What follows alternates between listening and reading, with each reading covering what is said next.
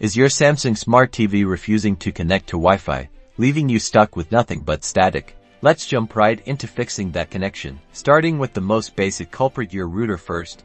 Make sure your Wi-Fi router is powered on and transmitting a signal. Check the physical lights on the router.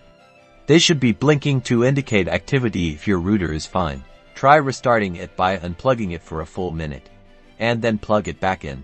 If your router seems to be working, then next focus on your TV. Sometimes a quick reset of your TV's network settings can work wonders. Go to your TV's settings menu using the remote. Look for network options. Then select network settings. Find the option to reset network or network reset and confirm your choice. This will typically reset your Wi-Fi password or other previously used settings. Reconnect to your Wi-Fi network by entering your Wi-Fi password once again.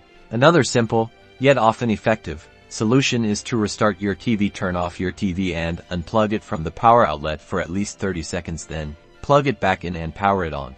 If these steps haven't resolved the issue, an outdated firmware might be to blame. From the settings menu, navigate to support or a similar category, where you'll find an option to look for software update or update now. If there's an update available, install it, as it can include crucial network fixes. Finally, consider your Wi-Fi signal strength. Move your TV closer to your router or to another area in the house with a stronger signal, as a weak signal can cause connection problems. If none of these steps work, you might want to contact Samsung support for further assistance. Hopefully, these troubleshooting tips helped to get your back online.